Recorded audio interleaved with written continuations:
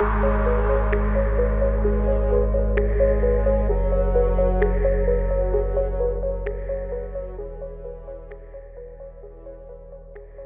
este es un poquito el organigrama que vamos a seguir. Perdón. La presentación ya está hecha, ¿sí? Lo del consultorio de vasculitis ya les comenté. Y con respecto a la introducción, las vasculitis primarias son un grupo heterogéneo de enfermedades que tienen como característica común un compromiso de la pared vascular con inflamación y alteración estructural y el daño isquémico subsecuente que se deriva de esa lesión. A su vez, sobre todo las vasculitis de grandes vasos tienen un gran compromiso sistémico que se va a manifestar, por ejemplo, con elevación de los fractantes de fase aguda, que como vamos a ver tiene un rol importante tanto en el diagnóstico como en el seguimiento. Hay distintas formas de clasificar las vasculitis. Una forma práctica es según el tamaño del vaso afectado predominantemente, y las que nos tocan actualmente son las de grandes vasos que afectan medianas y principalmente grandes arterias, que son la arteritis de Takayasu y la arteritis de células gigantes principalmente. Si bien tienen diferencias epidemiológicas y algunas diferencias clínicas, hay muchas similitudes en el espectro clínico y en la histopatología. A veces es muy difícil de diferenciarlas desde el punto de vista histopatológico, por lo cual hay grupos que las consideran un espectros de una misma enfermedad. Esto es para poner la utilidad de la clasificación por el tamaño del vaso afectado, con un compromiso de grande vaso, de vaso mediano y de pequeño vaso. El diagnóstico verdaderamente muchas veces resulta un desafío clínico, y como en gran parte de las enfermedades se va a sustentar en la clínica, principalmente una clínica compatible, en este caso la vasculitis de grandes vasos, una clínica con un componente isquémico, ¿sí? Derivado de la oclusión vascular. En el laboratorio, a diferencia de otras vasculitis, en las vasculitis de grandes vasos no hay un marcador específico y, como habíamos hablado, la respuesta sistémica, el compromiso sistémico se manifiesta por reactantes de fase aguda elevados. Por otro lado, tienen un rol sumamente importante y es lo que nos ocupa las imágenes, tanto ecografía, resonancia magnética, PET y angiotomografía.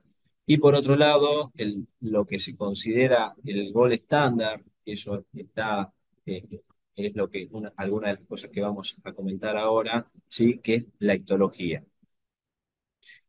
Acá lo que les quiero mostrar son los nuevos criterios de clasificación, tanto para arteritis de células gigantes como para arteritis de Takayasu. No los voy a nombrar en detalle, pero lo que quiero repasar con ustedes es que el diagnóstico, tanto clínico como los criterios de clasificación, se basan en ese complejo clínico, laboratorio y demás, donde los fractantes de fase aguda tienen un rol significativo, tienen un peso significativo. En este caso, en el caso de arteritis de células gigantes, por ejemplo, un eritro mayor a 50 sí sumaría 3 puntos para clasificar a un paciente con un cuadro clínico compatible.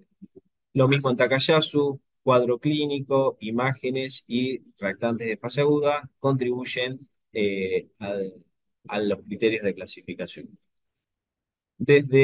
Con respecto al tratamiento, como vamos a mencionar y vamos a ver en los algoritmos, tanto del ACR como EULAR, por la severidad de las manifestaciones clínicas, ¿sí? Muchas veces uno empieza un tratamiento sin tener un diagnóstico definitivo, ¿sí? El tratamiento inicial van a ser con dosis altas de corticoides, ya sea en pulsos o por vía endovenosa, pero desde 2013 que se empieza a planear, ¿sí? Esto es el diseño del estudio SHACTA, que el diseño estuvo a cargo de un grupo donde estaba Sebastián Unisoni, ¿sí? Donde van a comparar tocilizumab con dos esquemas versus el placebo, ¿sí? Evaluando resultados a 26 y 52 semanas. Estos son los resultados. Se armaron cuatro grupos, comparaban tocilizumab, como mencioné, en dos dosis, 162 miligramos por semana versus 162 cada 2 semanas, versus el placebo, que era corticoides, dosis altas, con un tapering rápido en 26 semanas, un tapering lento ¿sí? Que era la otra rama placebo. Y lo que se vio, que es lo que está acá abajo, que tocilizumab fue superior a placebo tanto para lograr la, la remisión sostenida a las 26 semanas, reducir el número de recaídas y por otro lado, en los grupos de tocilizumab se logró reducir de forma significativa la dosis de corticoides. Esto se publica en 2017 y a partir de ahí, tanto las guías americanas como las guías europeas van a incluir, ¿sí?, el tocilizumab dentro de los primeros escalones terapéuticos. ¿Sí? Acá están viendo del lado izquierdo de la pantalla, ven arteritis de células gigantes y tanto con manifestaciones graves, que son las isquémicas y las manifestaciones craneales, las guías plantean tocilizumab de inicio con pulso de corticoide y también en Takayasu, cuando hay un fallo inicial a la inmunosupresión, ¿sí? Se plantea el tocilizumab eh, como opción terapéutica. En las guías europeas, lo mismo. Si ustedes ven, el tocilizumab aparece dentro de los ahorradores de corticoide, quizás más abajo en la escala terapéutica. ¿Por qué comento esto? Por una implicancia que vamos a ver ahora.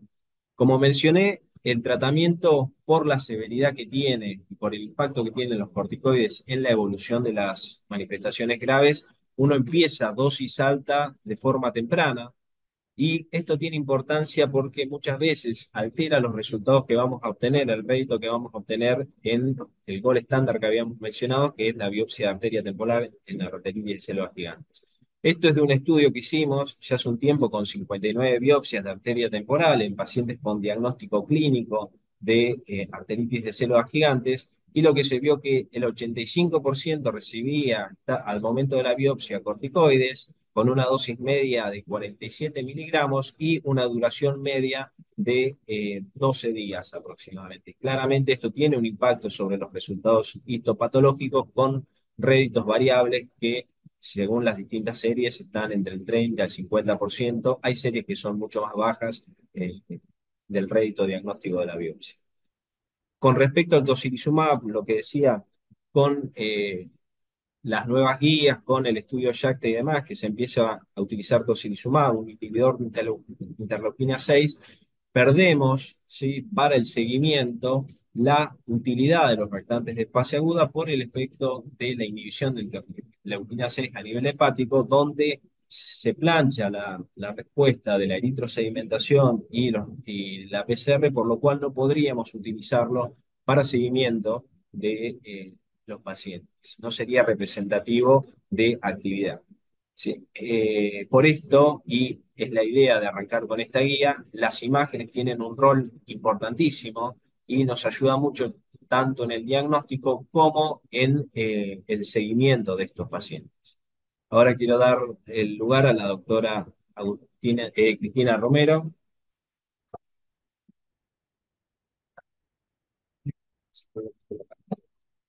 Buenos días, mi nombre es Cristina Romero y soy residente de primer año. Eh,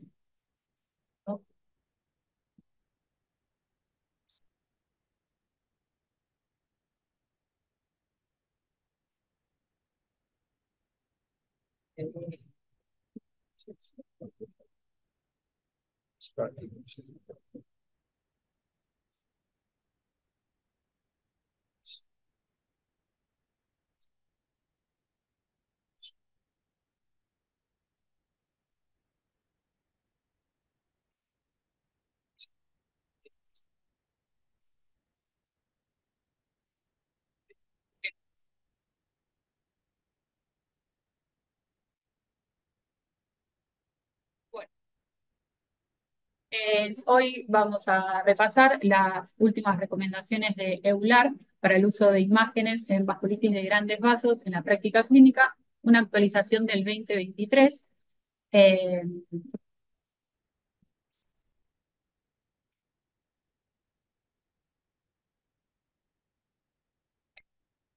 Bueno, esto se realizó un grupo de trabajo guiado por los procedimientos operativos estandarizados de EULAR. Estas recomendaciones se basan en evidencia y consenso de expertos. Fueron 24 miembros, 14, de 14 países, formados por reumatólogos, un radiólogo, especialistas en medicina nuclear un internista, epidemiólogos, un representante de los pacientes, un personal de salud en reumatología y dos representantes de EULAR Network. Para la revisión sistemática de la literatura se utilizó las mismas preguntas PICO y los criterios de inclusión y exclusión que se utilizaron en el 2018, incluyendo el rol de la ecografía, de la resonancia, la tomografía y el PET en el diagnóstico, en el monitoreo de la inflamación y daño, la predicción del resultado y estándares técnicos requeridos para la obtención de imágenes. Y se consideraron trabajos publicados entre marzo del 2017 y 16 de noviembre del 2022. A cada recomendación se agregaron niveles de evidencia según el Centro de Medicina Basada en la Evidencia de Oxford del 2011 y un nivel de acuerdo que iba a una escala del 0 al 10 y también se agregó el porcentaje mayor o igual a 8. En esto, bueno, los resultados, lo que se vio es que a diferencia del 2018, donde se formularon 12 recomendaciones, en esta actualización del 2023 se formularon 3 principios generales y 8 recomendaciones. El principio general A dice, los pacientes con sospecha de ACG se recomienda una prueba de imagen temprana para respaldar el diagnóstico clínico, asumiendo una alta experiencia y una pronta disponibilidad. Y sí aclara que las imágenes no deben retrasar el inicio del tratamiento. Se vio en este estudio que realizando el PET a las 72 horas tenía la misma sensibilidad que realizándolo previo al tratamiento con prednisona de 60 miligramos, pero que caía la sensibilidad a los 10 días caía un 36%. Entonces, lo que recomiendan es que se realice dentro de las 72 horas de iniciado el tratamiento con corticoides. El principio general B, el estudio por imágenes, debe ser realizado por un especialista capacitado utilizando un equipo apropiado, procedimientos y entornos operativos estandarizados.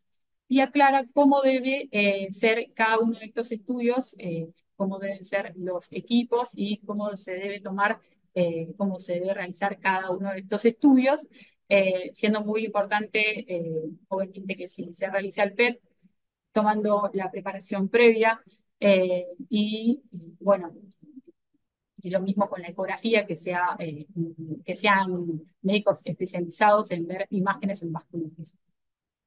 El principio general C, en pacientes que existe una alta sospecha clínica de ACG y un resultado de imagen positivo, el diagnóstico se puede realizar sin otra prueba adicional, siendo digamos, sacando de lado la biopsia o imágenes adicionales. Pero en un resultado de imagen negativo, el diagnóstico de ACG puede considerarse poco probable. En todas las demás situaciones son necesarios esfuerzos adicionales para arribar el diagnóstico. Se dio, bueno, en este cuadro entonces se divide según la probabilidad de ACG, según los criterios clínicos y de laboratorio, una baja probabilidad, una intermedia y una alta probabilidad. Siendo una baja probabilidad y ultrasonido negativo, hay que considerar otros elementos. Una alta probabilidad con un ultrasonido positivo, se continúa el tratamiento y se debe realizar el diagnóstico de ACG. Pero en todo el resto de los casos de una probabilidad intermedia o que los resultados de imágenes o de ecografía no son concluyentes, se debe abundar en otros estudios, entre ellos la biopsia de la arteria temporal. Y después empezamos con las 8 recomendaciones. La recomendación 1 es mejorar las arterias temporales y axilares debe considerarse como la primera modalidad de imagen para evaluar los cambios temporales en pacientes con sospechas de ACG. Esto tiene una sensibilidad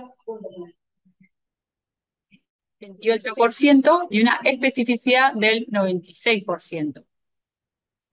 En la recomendación 2, se pueden utilizar como alternativa a la ecografía la resonancia magnética de alta resolución o el PET para la evaluación de arterias craneales en pacientes con sospecha de ACG.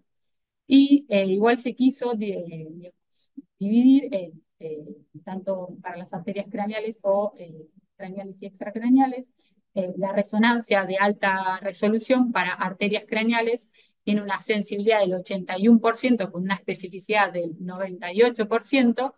En cambio, y el PET para arterias craneales y extracraneales tiene una sensibilidad del 76% con una especificidad del 95%. En la recomendación 3, el PET o alternativamente la angioresonancia o angiotomografía pueden ser usadas para evaluar la inflamación mural y los cambios luminales de las arterias extracraneales en pacientes con sospecha de ACG. El PET es la primera alternativa a la ecografía para estudiar los vasos extracraneales, con esta sensibilidad del 76% y esta especificidad del 95%. En la recomendación 4, el paciente con sospecha de Takayasu se debe utilizar como primer estudio la resonancia magnética para evaluar la inflamación mural, los cambios luminales y hacer el diagnóstico de la enfermedad. En la recomendación 5, el PET, la tomografía o ecografía se pueden utilizar como estudios imagenológicos alternativos en pacientes con sospecha de TAC.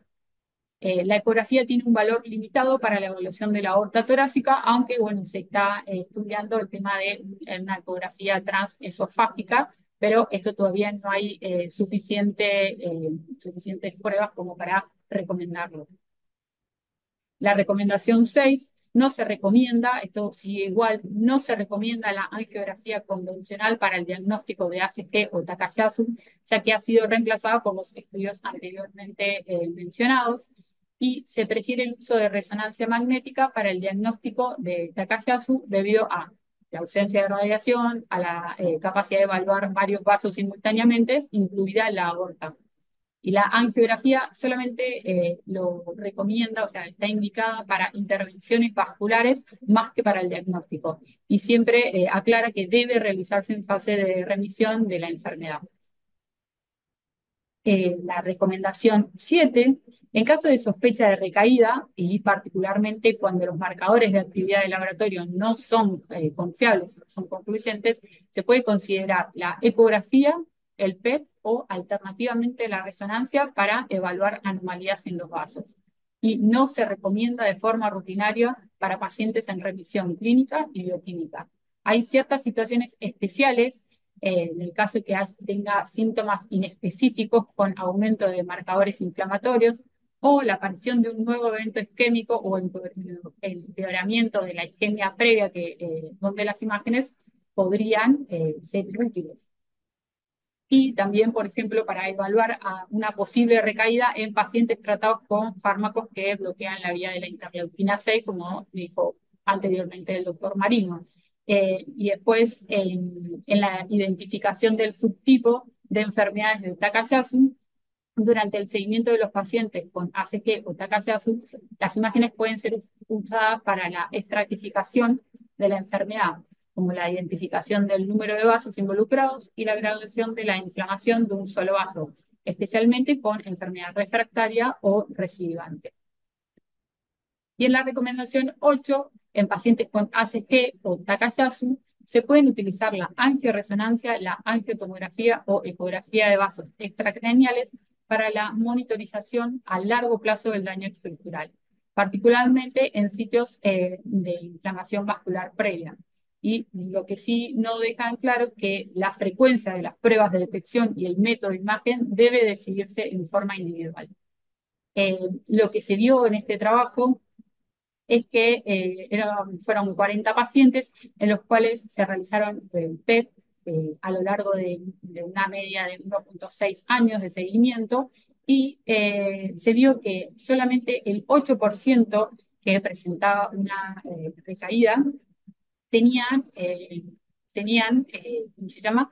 Cambios angiográficos que ya se veían desde el inicio. O sea, solamente en este 8%, el 80% de este 8%, los cambios angiográficos ya se mostraban al inicio.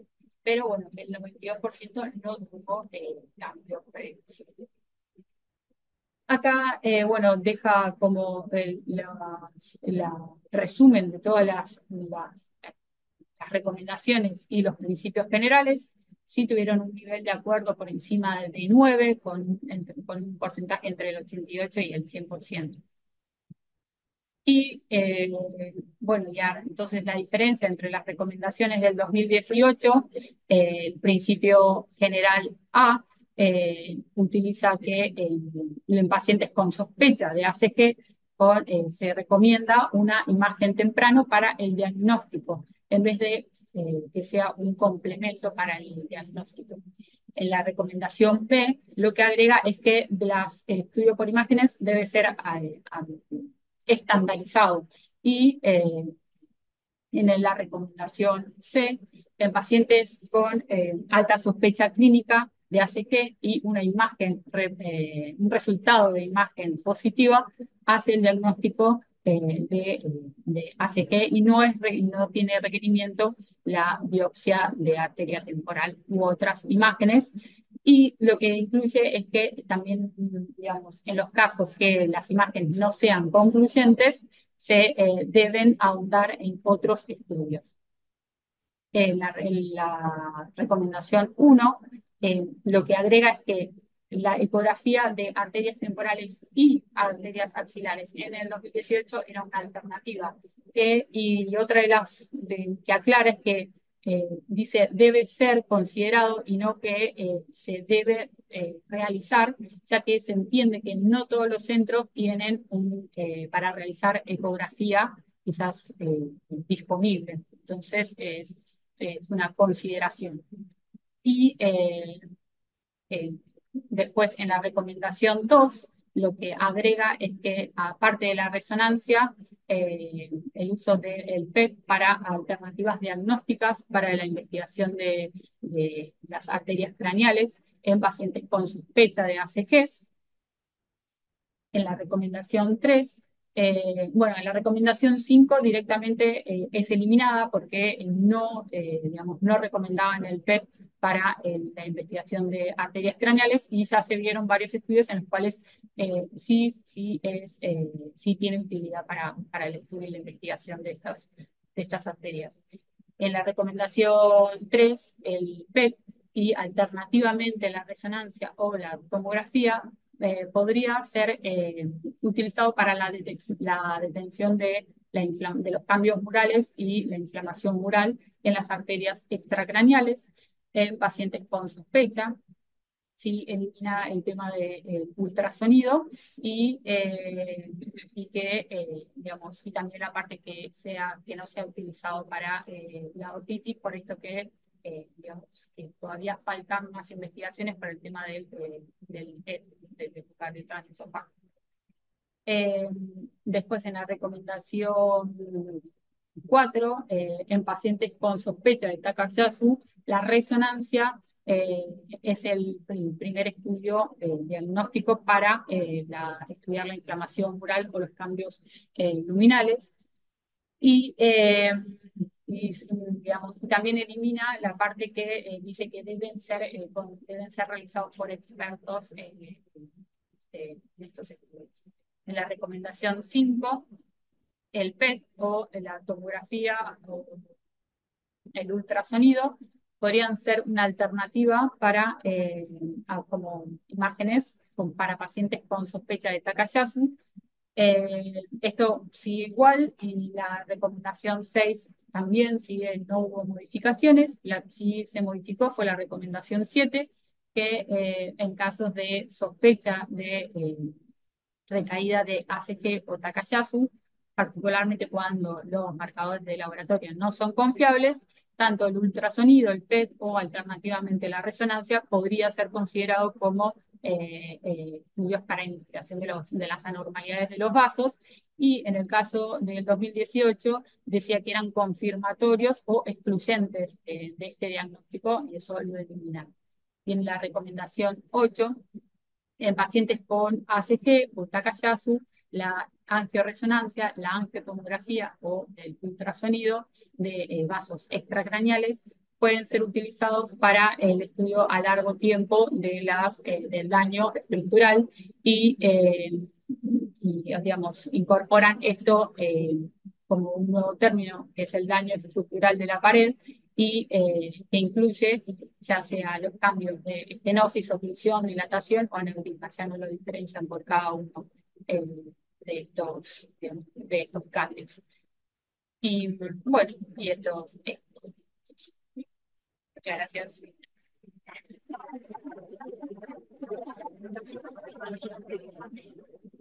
Bueno, Bueno, muchas muchas gracias, gracias, Tini. Tini. Muy bien expuestas. La verdad que Me ha gustado me ha gustado mucho. mucho. Siempre esto de exponer guías y transmitirlas suele ser bastante engorroso, pero creo que lo has hecho muy bien, así que mis felicitaciones. Bueno, vamos a abrir a la discusión y a preguntas si la hay, y yo quiero empezar con algo. Ahí veo que en lo que dijiste de las guías, eh, perdón, lo que dijiste de las guías, uno de los puntos que menos acuerdo había era en el primero, creo que era que el que decía que si había o no que hacer alguna imagen al momento del diagnóstico, sobre todo de arteritis de células gigantes.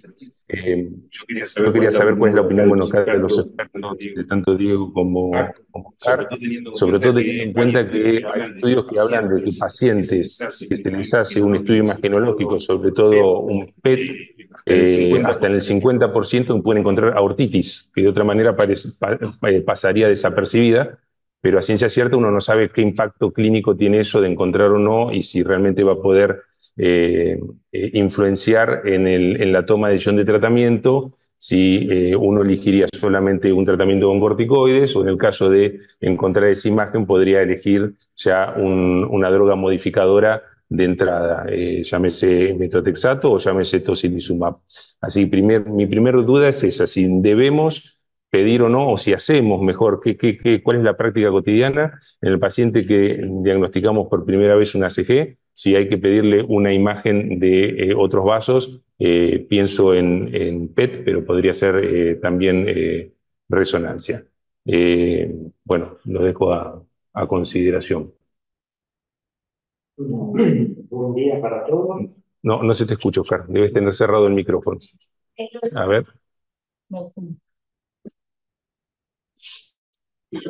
A ver, allí. Ahora sí. Sí, ahí te estamos escuchando, no te estamos viendo, pero escuchando. Bueno, yo creo que cuando uno tiene un paciente con sospecha de ACG, evaluar la parte clínica me parece lo más importante. Y si nosotros hacemos un diagnóstico de imagen, fundamentalmente creo que el orden de las imágenes para mí tiene que ver con la practicidad. En segundo lugar, con los efectos adversos que pueda generar el estudio. Y en tercer lugar, con la economía que genera eso. Por lo cual, me parece que la ecografía está en primer lugar, por lo fácil de acceso, porque no tiene efectos colaterales y porque es barato. Con lo cual, lejos es lo que yo siempre hago. Si el cuadro clínico es compatible y la ecografía me da diagnóstico, yo directamente empiezo el tratamiento y no hago ningún otro estudio. Y hago el tratamiento en función de las características del paciente, ¿no? Yo empiezo siempre con corticoides, y para ACG, como ahorrador de corticoides, de inicio también agrego metotrexato. Si la histología, el cuadro de imagen no es compatible, ahí me parece que tiene importancia avanzar con las imágenes, y ahí se puede usar el PET o la angioresonancia. Con la angioresonancia tiene la ventaja que me parece que es más fácil de acceder, no tiene radiación, lo cual para mí es fundamental, porque la tomografía tiene como 75 veces más radiación que hacer una placa de la zona que uno va a investigar. Y la resonancia no tiene radiación. Y se pueden estudiar muchos segmentos. Con lo cual me parece que es más barato, más accesible, no tiene efectos adversos. Si con la resonancia tengo diagnóstico, para mí ahí se termina. Y si no tengo diagnóstico con ahí, también ahí se termina el screening. O sea, lo fundamental en definitiva es la clínica, que tenga marcadores. El 95% de los pacientes tienen aumento de eritro-PCR y una imagen que, en primer lugar, para ACT utilizo la ecografía, y si la ecografía me da negativa, suelo usar la resonancia magnética. Sí, gracias, Oscar. Acá nos envían una pregunta de Melsa, a quien le mandamos un cariño grande. Nos pone que quería preguntar qué opinábamos de la biopsia de la arteria temporal en pacientes con sospecha de extracraneal. Sí, me imagino yo si procedemos igual a la biopsia de la arteria temporal o no, o si hay, creo, me imagino yo, esto es cuestión mía, si es una alternativa a la ultrasonografía en este caso. Bueno, con respecto a eso, Gustavo, una de las cosas que desarrolla la guía es que clínicamente muchos de los pacientes que tienen manifestaciones craneales, casi un tercio o un poco más, tienen manifestaciones o clínicas o subclínicas extracraneales, y viceversa, los pacientes con manifestaciones extracraneales tienen o van a desarrollar en algún momento manifestaciones clínicas o subclínicas craneales. Con respecto a si uno con manifestaciones extracraneales sin tener ninguna manifestación craneal hace la biopsia, quizás creo que desde el punto de vista clínico sería importante inicialmente evaluar las arterias temporales, ¿sí? Si presenta, por ejemplo, un Doppler sin alteraciones o una resonancia sin alteraciones, quizás uno evitaría, ¿sí?, ir a la biopsia de arteria temporal. Ahora, si ya tiene alguna alteración aguda o alguna alteración estructural que se sugiera algún daño a nivel de arterias temporales, a nivel de arteria axilar, se hace una alternativa a la biopsia cuando la imagen, como dijo Carlos, no es concluyente. ¿Vos, Oscar, querés acotar algo? Sí, yo soy una persona práctica, con lo cual, si el paciente tiene diagnóstico por compromiso extracraneal, la verdad que mucho no me importa si tiene compromiso craneal. Si el tratamiento se lo voy a hacer igual y no me va a cambiar nada. Y si da negativo, ¿qué hago? O sea, lo que me importa a mí es tener diagnóstico, porque el tratamiento no es diferente si tiene compromiso craneal o extracraneal. Digamos, si uno le puede hacer una ecografía, que es algo simple, barato, que no tiene riesgo, lo puede hacer, pero me parece que si uno tiene el diagnóstico, ya está.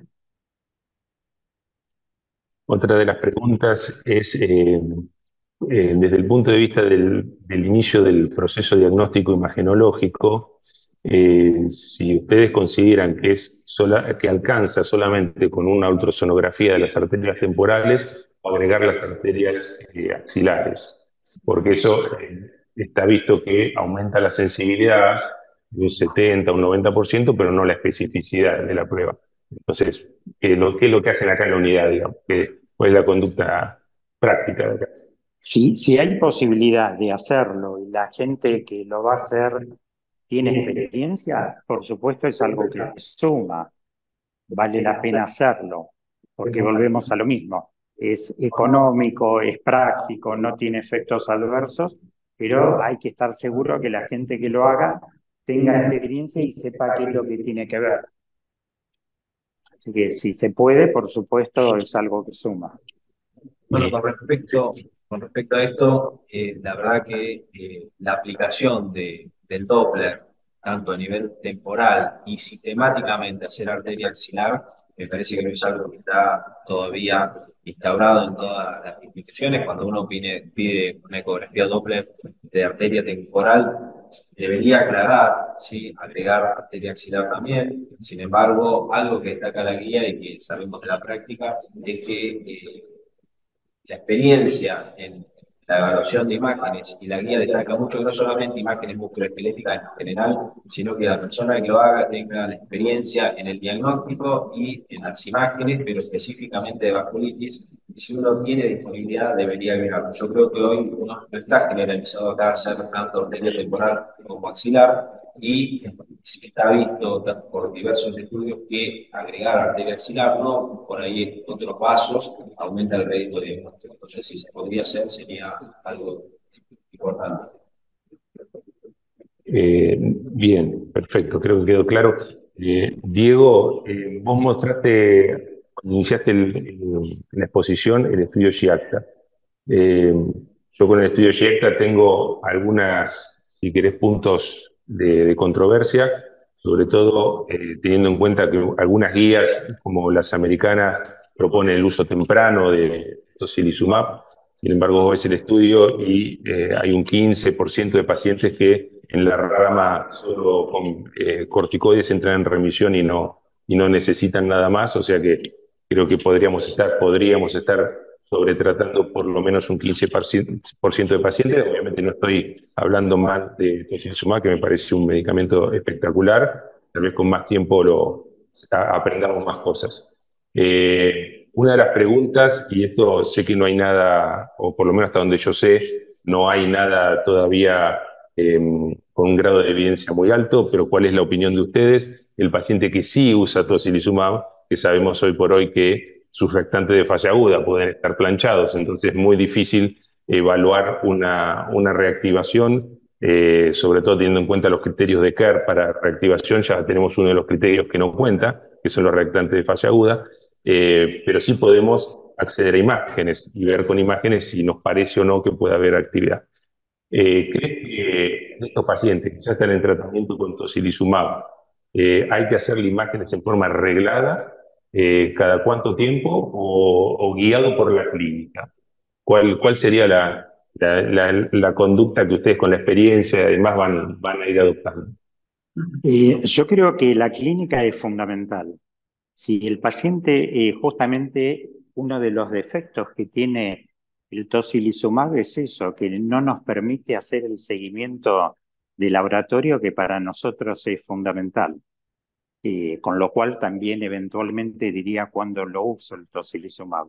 Pero concretamente me parece que hay que seguir con la clínica y eventualmente uno puede hacer, si el paciente tenía una arteritis de célula gigante con compromiso temporal, uno puede hacer un ecodoppler para ver si ese signo del halo que estaba desapareció, pero me parece que solo guiado por la clínica. Si el paciente está bien, me parece que no tiene mucho sentido hacer cosas, por esto de que digo, es algo que tiene sus costos y uno dice realmente cuál va a ser el rédito que va a tener, ¿no? Porque yo razono que si el paciente vino a la consulta porque tenía alguna manifestación clínica.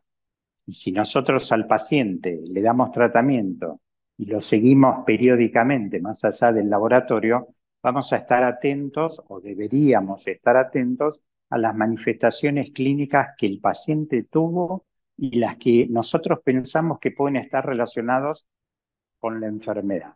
Con lo cual, si el paciente está bien y su laboratorio no por eritro y PCR, pero sí por otras manifestaciones como puede ser anemia y no tiene nada de eso, yo no haría imagen.